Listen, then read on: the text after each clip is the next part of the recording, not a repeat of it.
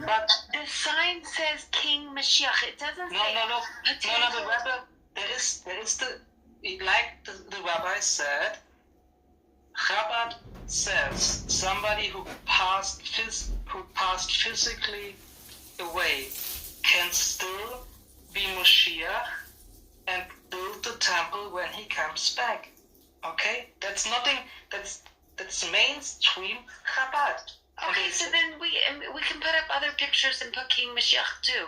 This is getting ridiculous. Yes, theoretically, you can say this, but they said it was only my last point. They say the most potential candidate is the rebel, and that's mainstream Chabad. That's not a fringe sect in Chabad. That's mainstream. I know, and right, that's not what it looks like. From where we are, and Rabbi Ori, I think Iska might be away for a second. No, I'm here. I actually have a question for Rabbi Ori, unless he wants to go ahead, or if Michal, you have a question maybe? No, I just saw his hand and I like listening to him. No, me too. Can I ask you a question before you go ahead, Rabbi? Okay, thank you. So I want to know, from your perspective, I know you're not Chabad, but from your perspective, because this is the most problematic to me, how can Chabad justify bringing Chilonim, people with no Torah, Chumash background, okay? How can they justify, what is their excuse to bring Chilonim that don't know anything about anything and put them straight into Tanya? How can they justify this? We all know, we all have our own traditions. My tradition is the Yemenite tradition. Okay, we all understand what comes first before Kabbalah.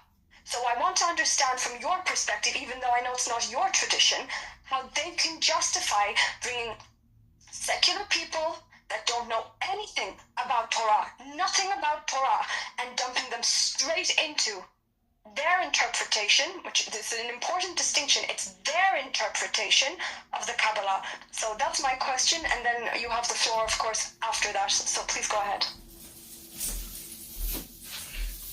No, listen, it's a very problematic question because it all started 200 years ago, heightened by about 70 years ago.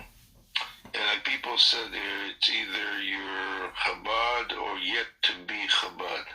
And no one has a monopoly over Judaism, and that's what I try to illustrate. I don't have any beef with the rabbi that spoke before because honestly, it's basically like a mosquito on an elephant, in my opinion. Why is that? Because I understand them